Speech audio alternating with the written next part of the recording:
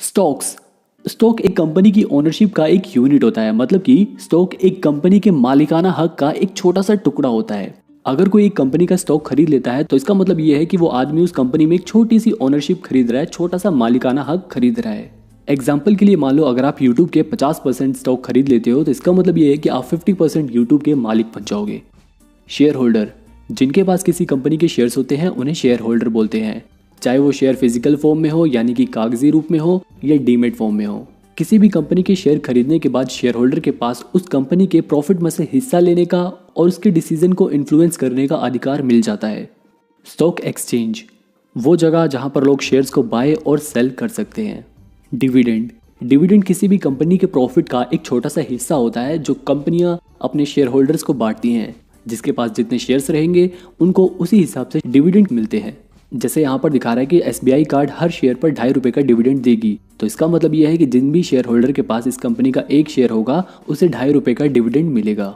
Public company, इस तरह की कंपनी की ओनरशिप पब्लिक में बटी होती है। हम जैसा कोई भी आम पब्लिक में से आदमी इस कंपनी के शेयर को खरीद कर इस कंपनी का मालिक बन सकता है, इसलिए इस तरह की कंपनी को पब्लिक कंपनी कहते हैं। बुल मार्केट, बियर मार्केट, जब किसी भी कंपनी का शेयर प्राइस लगातार बढ़ता जाए तो उसे बुल मार्केट कहते हैं, और इसका ठीक उल्टा जब किसी भी कंपनी के शेयर प्राइस लगातार गिरता जाए तो उसे बियर मार्केट कहते हैं। ये दोनों ही नाम इन दोनों ही जानवरों के मारने के स्टाइल के ऊपर रखे गए हैं। स्टॉक स्प्लिट, जब कोई पब्लिक कंपनी एग्जिस्टिंग शेयर को यानी कि पहले से जो उनके पास शेयर है उस शेयर प्राइस को कम कर देती है और नंबर ऑफ शेयर्स को बढ़ा देती है तो उसे स्टॉक स्प्लिट कहते हैं। इससे क्या होता है कि जो लोग पहले से इस कंपनी के शेयर होल्डर हैं उनके पास जो शेयर होते हैं वो नंबर्स में बढ़ जाते हैं, लेकिन उन शेयर्स का शेयर प्राइस घट जाता है। मान लो कोई कंपनी 2:1 रेशियो में स्टॉक स्प्लिट करने वाली है, तो यहाँ पर इसका मतलब ये है कि एक शेयर के 2 टुकड़े कर दिए जाएंगे। मान लो मैं इस कंपनी का पहले से ही शेयर होल्डर हूँ और मेरे पास इस कंपनी के 1000 शेयर हैं और हर एक शेयर की कीमत ₹100 है, तो 2:1 रेशियो में स्टॉक स्प्लिट होगा, तो इसका मतलब ये है कि मेरे 1000 शेयर के 2 टुकड़े हो जाएंगे, तो मेरे 1000 शेयर 2000 में बदल जाएंगे। लेकिन अब उन शेयर की कीमत आधी हो जाएगी, यानी कि ₹100 से वो ₹50 का एक शेयर हो जाएगा। तो इससे यहाँ पर मेरी इन्वेस्टमेंट में कोई फर्क नहीं पड़ा, लेकिन पहले मैं इस कंपनी के 1000 शेयर का मालिक था और अब मैं इस कंपनी के 2000 शेयर का मालिक हूँ। कोई भी कंपनी स्टॉक स्प्लिट इसलिए करती है ताकि वो उस कंपनी के शेयर प्राइस को ज़्यादा अफोर्डेबल बना सके और लिक्विडिटी बढ़ा सके। बोनस शेयर, जब कोई कंपनी अपने एग्जिस्टिंग शेयर होल्डर को यानी कि जिन लोगों ने पहले से उस कंपनी के शेयर्स खरीद रखे हैं उन्हें फ्री में एडिशनल शेयर देती है, यानी कि फ्री में और भी शेयर्स देती है, तो उसे बोनस शेयर कहते हैं। जिस शेयर होल्डर के पास जितने शेयर होते हैं उसी हिसाब से उन्हें बोनस शेयर मिलते हैं। राइट शेयर, जब कोई कंपनी अपने एग्जिस्टिंग शेयर होल्डर को नए शेयर डिस्काउंटेड रेट पर खरीदने का अधिकार देती है यानी कि राइट देती है, तो उसे राइट शेयर कहते हैं। यहाँ पर एग्जिस्टिंग शेयर होल्डर के पास उस कंपनी के नए शेयर्स को डिस्काउंट पर खरीदने का या नहीं खरीदने का अधिकार होता है। मार्केट कैप, मार्केट कैप किसी भी कंपनी की टोटल वैल्यू को रिप्रेजेंट करता है। मतलब कंपनी कितनी बड़ी है इस बात का पता हमें मार्केट कैप को देखकर चलता है। जैसे यहाँ पर एसबीआई बैंक का मार्केट कैप लगभग 6,75,000 करोड़ का दिखा रहा है, तो इसका मतलब यह है कि अगर मैं इस पूरे बैंक को खरीदना चाहता हूँ तो मेरे को 6,75,000 करोड़ रुपए देने पड़ेंगे। इस मार्केट कैप का इस्तेमाल कंपनियों के साइज को कंपेयर करने के लिए किया जाता है। लार्ज कैप, ये वो कंपनियां होती है जिनका मार्केट कैपिटलाइजेशन यानी कि मार्केट कैप बहुत बड़ा होता है। ये कंपनियां यूजुअली वेल एस्टेब्लिश्ड होती हैं, इनमें रिस्क कंपैरेटिवली कम होता है। इन कंपनियों में इन्वेस्ट करने से इन्वेस्टर को कम रिस्क के साथ स्टेबल रिटर्न मिलता है। स्मॉल कैप कंपनीज, ये वो कंपनियां होती है जिनकी मार्केट में छोटी वैल्यू होती है। ये कंपनियां यूजुअली नई कंपनियां होती हैं और इनका मार्केट में प्रेजेंस कम होता है, जिसकी वजह से इनमें रिस्क ज़्यादा होता है। हालांकि इसमें ग्रोथ पोटेंशियल होता है जिसकी वजह से इसमें अच्छा रिटर्न भी मिल सकता है। मिड कैप, ये वो कंपनियां होती है जो साइज में ना ज़्यादा छोटी होती है ना ज़्यादा बड़ी, इनमें ठीक ठाक रिस्क और ठीक ठाक प्रॉफिट मिल सकता है। वोलेटिलिटी, इसका मतलब ये होता है कि कितनी तेजी से किसी भी कंपनी का शेयर प्राइस बदलता है। अगर किसी कंपनी के शेयर प्राइस तेजी से बदल रहा है तो उसकी वॉलेटिलिटी हाई है, और अगर किसी कंपनी के शेयर प्राइस में ज़्यादा बदलाव नहीं हो रहे तो वहाँ पर वॉलेटिलिटी लो है। वॉल्यूम, वॉल्यूम का मतलब होता है कि एक दिन में कितने शेयर्स खरीदे या बेचे गए हैं। कैपिटल, ये एक ऐसी फाइनेंस टर्म है जो किसी भी आदमी या कंपनी की वेल्थ या रिसोर्स को रेफर करती है। इस वेल्थ या रिसोर्स का इस्तेमाल यानी कि कैपिटल का इस्तेमाल इन्वेस्टमेंट या प्रोडक्शन के लिए किया जाता है। अक्सर पैसे को ही कैपिटल कहा जाता है, लेकिन कोई भी मशीनरी या पेटेंट को भी कैपिटल कहा जा सकता है। लिक्विडिटी, इसका मतलब ये है कि आप कितनी आसानी से किसी भी कंपनी के शेयर को खरीद कर या फिर बेच कर उसे कैश में बदल सकते हो। आईपीओ, आईपीओ का मतलब होता है इनिशियल पब्लिक ऑफरिंग। जब कोई प्राइवेट कंपनी पब्लिक कंपनी में बदल जाती है और पहली बार आम जनता से पब्लिक से पैसे इकट्ठा करती है तो उसे आईपीओ कहते हैं। बबल।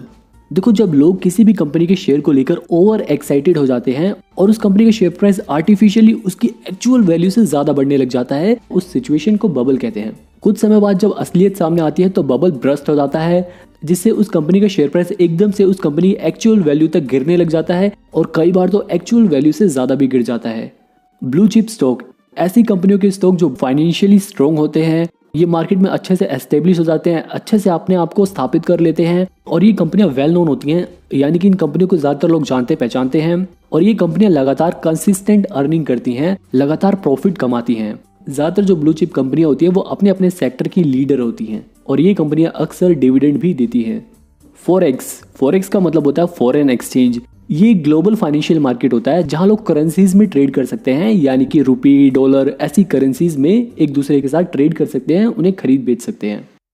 पोर्टफोलियो, किसी भी इन्वेस्टर के सभी इन्वेस्टमेंट्स के कलेक्शन को पोर्टफोलियो कहते हैं। होल्डिंग्स, जब कोई भी आदमी किसी कंपनी के शेयर्स को खरीद लेता है और उसे अपने पोर्टफोलियो में रख लेता है तो उसे उसकी होल्डिंग्स कहते हैं। इन होल्डिंग्स में किसी कंपनी के शेयर्स हो सकते हैं, कोई एसेट हो सकता है और म्यूचुअल फंड जैसी दूसरी इन्वेस्टमेंट भी हो सकती हैं।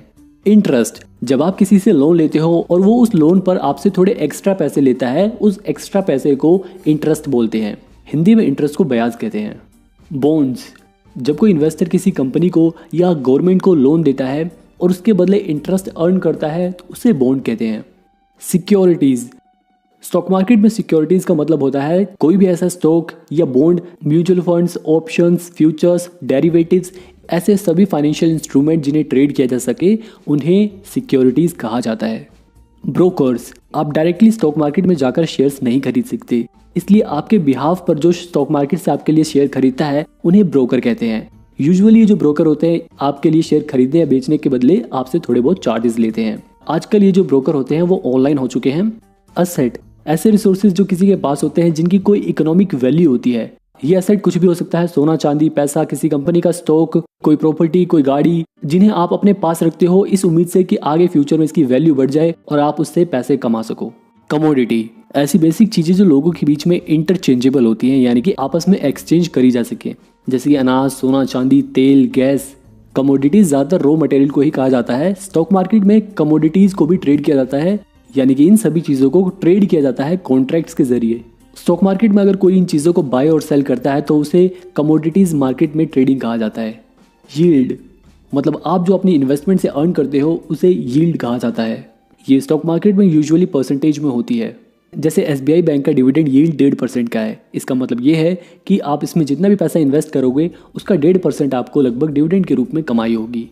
P ratio, price to earning ratio, एक ऐसी रेशो है जिसका इस्तेमाल इन्वेस्टर या फिर एनालिस्ट किसी भी स्टॉक की वैल्यूएशन का पता लगाने के लिए करते हैं। इस पी रेशो को देखकर यह पता लगाया जाता है कि क्या कोई कंपनी ओवर वैल्यूड है या अंडर वैल्यूड। जैसे एसबीआई का पी रेशो है 10.59। इसका मतलब ये है कि मुझे इस कंपनी में 1 रुपए का प्रॉफिट कमाने के लिए लगभग 10.5 रुपए इन्वेस्ट करने पड़ेंगे। अक्सर ये कहा जाता है कि पी रेशो जितना कम हो उतना बढ़िया हो, लेकिन कई बार पी रेशो मिसलीडिंग हो जाता है क्योंकि जरूरी नहीं है जो कंपनी पहले प्रॉफिट अर्न करती आ रही है वो फ्यूचर में भी उतना ही प्रॉफिट अर्न करेगी। इंडेक्स, ये कई सारी कंपनियों के स्टॉक्स का एक लिस्ट या फिर ग्रुप होता है, मतलब ये कई सारी कंपनियों के स्टॉक्स का एक कलेक्शन होता है। इन इंडेक्स को देखकर हम इकट्ठे ओवरऑल कई सारी कंपनियों की परफॉर्मेंस का अंदाजा लगा सकते हैं। जैसे कि निफ्टी 50 एक इंडेक्स है जिसमें इंडिया की 50 बड़ी बड़ी कंपनियों का कलेक्शन है, जिन्हें देखकर हम इकट्ठे इंडिया की कई सारी कंपनियों की परफॉर्मेंस का अंदाजा लगा सकते हैं। फ्यूचर्स क्या है? एक फाइनेंशियल कॉन्ट्रैक्ट है जिसमें बायर और सेलर दो पार्टीज होती हैं जो आपस में एग्रीमेंट करते हैं किसी स्पेसिफिक असेट को लेकर कि हम भैया इस असेट को एक स्पेसिफिक प्राइस पर स्पेसिफिक डेट पर खरीदेंगे। यहाँ पे ये जो बायर और सेलर होते हैं इन दोनों की ऑब्लिगेशन होती है कि भैया बायर को वो असेट खरीदना ही पड़ेगा और सेलर को वो असेट बेचना ही पड़ेगा एक्सपायरी डेट पर। वो दोनों ही इस एग्रीमेंट से मुकर नहीं सकते। वहीं देखो ऑप्शंस क्या होता है, ये एक फाइनेंशियल कॉन्ट्रैक्ट होता है जिसमें एक पार्टी दूसरी पार्टी को किसी स्पेसिफिक असेट को किसी एक स्पेसिफिक प्राइस पर निश्चित समय तक खरीदने का अधिकार देती है, राइट देती है। उसे ऑप्शंस कहते हैं। मतलब कि जो ऑप्शन कॉन्ट्रैक्ट के बायर होते हैं उनके पास ये राइट होता है कि वो उस शेयर को खरीदे या ना खरीदे, उनके पास तो ये राइट है। लेकिन ऑप्शन सेलर को वो एसेट बेचना ही पड़ेगा एक्सपायरी डेट पर अगर ऑप्शन बायर खरीदना चाहे तो। अगर ऑप्शन बायर नहीं खरीदना चाहता उस एसेट को तो कोई बात नहीं। तो इस कॉन्ट्रैक्ट में मेन यही होता है, ऑप्शन बायर के पास राइट होता है लेकिन ऑब्लिगेशन नहीं होती, लेकिन ऑप्शन सेलर की ऑब्लिगेशन होती है ऑप्शंस के अंदर। अब देखो इसमें भी दो होते हैं, एक होता है कॉल ऑप्शन, एक होता है put option. Call option contract holder को अलाउ करता है उस ऑप्शन को एक्सपायरी डेट तक खरीदने के लिए, उसको राइट दे देता है। पुट ऑप्शंस जो होते हैं वो ऑप्शन होल्डर को उस एसेट को एक्सपायरी डेट तक बेचने का राइट दे देते हैं। ईटीएफ्स में बास्केट ऑफ स्टॉक्स होते हैं, मतलब कई सारे स्टॉक्स का बास्केट बना होता है जो नॉर्मल स्टॉक्स की तरह खरीदे या बेचे जा सकते हैं। ईटीएफ का अपना प्राइस होता है जो मार्केट की डिमांड और सप्लाई की बेसिस पर डिसाइड होता है। ईटीएफ के अंदर कई सारी सिक्योरिटीज हो सकती हैं, जैसे कि स्टॉक हो गया, बॉन्ड हो गया, या कमोडिटीज हो गई, या फिर हम कह सकते हैं ऐसी बहुत सारी सिक्योरिटीज का एक कलेक्शन होता है ईटीएफ। ईटीएफ में कई सारी कंपनियों के स्टॉक हो सकते हैं, विदेशी कंपनियों के भी स्टॉक हो सकते हैं। लाइबिलिटीज, देखो लाइबिलिटीज किसी इंसान या किसी कंपनी की उधारी को दर्शाती है, मतलब जितनी लाइबिलिटी होगी उतना ही उस कंपनी को या उस आदमी को कर्जा चुकाना होगा। लाइबल का देखो मतलब होता है जिम्मेदारी, तो मतलब वो उस उधार को चुकाने के लिए लाइबल है, यानी कि जिम्मेदार है, इसलिए इसे लाइबिलिटीज बोलते हैं। पेनी स्टॉक्स ऐसी कंपनियों के शेयर होते हैं जिनका शेयर प्राइस बहुत कम होता है। अक्सर इन कंपनियों का शेयर प्राइस 5 से 10 रुपये 20 रुपये तक ही होता है। ऐसी कंपनियों में रिस्क बहुत ज़्यादा होता है। लेवरेज, स्टॉक मार्केट के नज़रिए से लेवरेज वो पैसा होता है जो ब्रोकर हमें स्टॉक्स में इन्वेस्ट करने के लिए या ट्रेड करने के लिए देता है, जिससे हमारी परचेजिंग पावर बढ़ जाती है, हम ज़्यादा कंपनियों के शेयर खरीद सकते हैं, जिसकी वजह से हम ज़्यादा प्रॉफिट भी कमा सकते हैं। हालांकि इसकी वजह से हमें लॉस भी ज़्यादा हो सकता है। ये एक तरह से उधार ही होता है। इन्फ्लेशन शब्द का इस्तेमाल हम महंगाई को दर्शाने के लिए करते हैं। जब किसी भी देश में सामानों का या सर्विसेज का प्राइस बढ़ता जाए या बढ़ने लग जाए और उस कंट्री की करेंसी की परचेजिंग पावर कम हो जाए, तब हम इन्फ्लेशन शब्द का इस्तेमाल करते हैं। इन्फ्लेशन में हमें वही सामान खरीदने के लिए ज़्यादा पैसे पे करने पड़ते हैं क्योंकि उस पैसे की परचेजिंग पावर कम हो गई है। अक्सर हम इन्फ्लेशन को रिप्रेजेंट करते हैं परसेंटेज में, जैसे 5% इन्फ्लेशन, 10% इन्फ्लेशन। 5% इन्फ्लेशन का मतलब यह है कि इस साल महंगाई 5% से बढ़ी है। बैलेंस शीट, ये एक फाइनेंशियल रिपोर्ट होती है जो किसी कंपनी के असेट, लाइबिलिटीज़ और इक्विटी शेयर होल्डर्स को दर्शाती है। लाइबिलिटीज़ का मतलब कि उस कंपनी को कितने पैसे चुकाने हैं, असेट मतलब उस कंपनी के पास कितना सामान है, और इक्विटी शेयर होल्डर्स में ये हमें पता चलता है कि उस कंपनी में हम जैसे कितने इन्वेस्टर्स ने अपने पैसे इन्वेस्ट करके उस कंपनी के शेयर खरीदे हुए हैं, वो अमाउंट हमें इक्विटी शेयर होल्डर्स में दिखाता है। तो बैलेंस शीट क्या है? एक ऐसी रिपोर्ट है जो एक पॉइंट ऑफ टाइम पे ये बताती है कि इस साल इस कंपनी में कितने असेट्स हैं, कितनी लाइबिलिटीज़ हैं और कितने इक्विटी शेयर होल्डर्स हैं। बिड का मतलब होता है एक बायर किसी स्टॉक को खरीदने के लिए ज़्यादा से ज़्यादा कितने पैसे दे सकता है, उसे बिड कहते हैं। आस्क, एक सेलर किसी भी चीज़ को बेचने के लिए कम से कम कितने पैसे लेगा, उसे आस्क कहते हैं। ब्लैक स्वैन एक फाइनेंशियल टर्म है जो अनएक्सपेक्टेड इवेंट को डिस्क्राइब करती है, जिसकी वजह से किसी भी कंपनी की शेयर प्राइस अनएक्सपेक्टेड तरीके से बहुत ज़्यादा गिर जाता है। ये अनएक्सपेक्टेड इवेंट कुछ भी हो सकता है, जैसे पॉलिटिकल कॉन्फ्लिक्ट हो गई, या फिर कोई नेचुरल डिजास्टर हो गया, या फाइनेंशियल क्राइसिस, कुछ भी ऐसा अनएक्सपेक्टेड इवेंट हो जाए जिसकी वजह से शेयर प्राइस एकदम से बहुत ज़्यादा गिर जाए, तो हम इस सिचुएशन को ब्लैक स्वैन कहते हैं। डेड कट बाउंस, जब किसी भी कंपनी का शेयर प्राइस गिरने लग जाए और फिर थोड़े समय के लिए थोड़ा सा शेयर प्राइस बढ़े, लेकिन जैसे ही उसका प्राइस बढ़ता है उसके बाद उस कंपनी का शेयर प्राइस और तेजी से गिरने लग जाता है और ज़्यादा गिर जाता है, तो उस सिचुएशन को डेड कट बाउंस कहते हैं। वेल, ये एक फाइनेंशियल टर्म होती है जो बड़े बड़े इन्वेस्टर्स जिनके पास बहुत पैसा होता है, या फिर ऐसे इंस्टीट्यूशनल इन्वेस्टर, ऐसी कंपनीज जो बहुत ज़्यादा पैसा इन्वेस्ट करते हैं किसी भी कंपनी में, जिसकी वजह से उस कंपनी का शेयर प्राइस एकदम से फ्लक्चुएट हो जाता है। अगर वो लोग एकदम से बहुत ज़्यादा पैसा इन्वेस्ट कर देते हैं तो शेयर प्राइस एकदम से बढ़ जाता है, और अगर वो लोग पैसा निकाल दे तो घट जाएगा। ये नाम इन इन्वेस्टर को इसलिए दिया जाता है कि जैसे समुद्र में वेल जब चलती है तो उसका इम्पैक्ट बहुत ज़्यादा होता है, इसी तरह से जो इस तरह के इन्वेस्टर होते हैं वो बहुत ज़्यादा पैसा इन्वेस्ट करते हैं, जिसकी वजह से शेयर प्राइस में भी बहुत इम्पैक्ट पड़ता है, इसलिए इन्हें वेल्स कहा जाता है। पंप एंड डंप, ये एक तरह का फ्रॉड होता है जिसके अंदर किसी सस्ती कंपनी के शेयर को टारगेट किया जाता है और उस कंपनी के बहुत सारे शेयर खरीद लेते हैं। इसके बाद वो लोग उस कंपनी के बारे में पॉजिटिव न्यूज़ फैलाते हैं, अच्छी खबरें फैलाते हैं, ऐसी अच्छी खबरें फैलाकर कि ये कंपनी बहुत प्रॉफिट देगी। रिटेल इन्वेस्टर को अट्रैक्ट करते हैं ताकि वो भी उस कंपनी में अपने पैसे इन्वेस्ट करें, और जैसे ही रिटेल इन्वेस्टर उस कंपनी में अपने पैसे इन्वेस्ट करते हैं, ये जो फ्रॉडस्टर होते हैं वो उस कंपनी के शेयर को बेच देते हैं, जिसकी वजह से उस कंपनी के शेयर प्राइस में एकदम से डिप आने लग जाता है, डंप आने लग जाता है, और रिटेल इन्वेस्टर को नुकसान हो जाता है।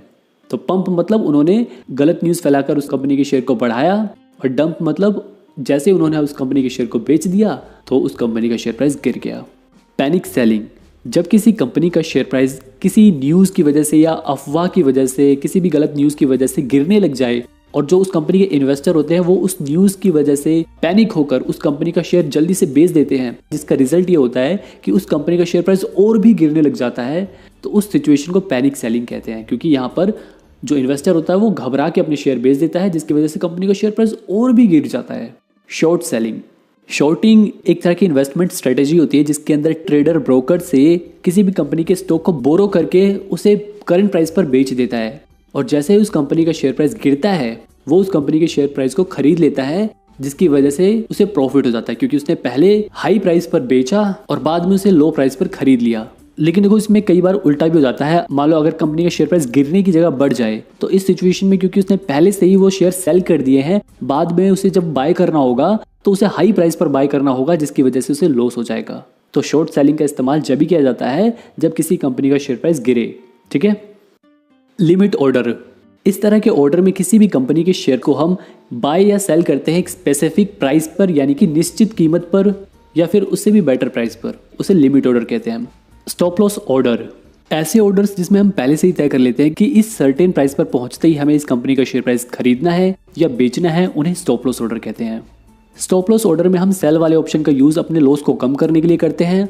मार्केट ऑर्डर, ऐसे ऑर्डर जिसमें हम किसी भी स्टॉक को मार्केट प्राइस पर खरीदते हैं, यानी कि उस समय जो मार्केट में उस कंपनी के शेयर का भाव चल रहा है उसी भाव पर खरीदने वाले ऑर्डर को मार्केट ऑर्डर कहते हैं। इस तरह के ऑर्डर में ऑर्डर एग्जीक्यूट होने की गारंटी होती है, लेकिन किस प्राइस पर ऑर्डर एग्जीक्यूट होगा इस बात की गारंटी नहीं होती। ये एक तरह से ऐसा ही है कि आप कोई सामान खरीद रहे हो बिना किसी मोल भाव के। GTT ऑर्डर, इन्हें गुड टिल ट्रिगर ऑर्डर कहते हैं, जिसके अंदर आप जो ऑर्डर प्लेस करते हो वो जब तक ट्रिगर नहीं हो जाता, यानी कि जब तक पूरा नहीं हो जाता, जब तक कैंसिल नहीं होगा। हालांकि इस तरह के ऑर्डर की वैलिडिटी सिर्फ 1 साल की होती है, यानी कि अगर 1 साल तक ये ऑर्डर एग्जीक्यूट नहीं होता, ट्रिगर नहीं होता, तो ये ऑर्डर अपने आप ऑटोमेटिकली कैंसिल हो जाएगा।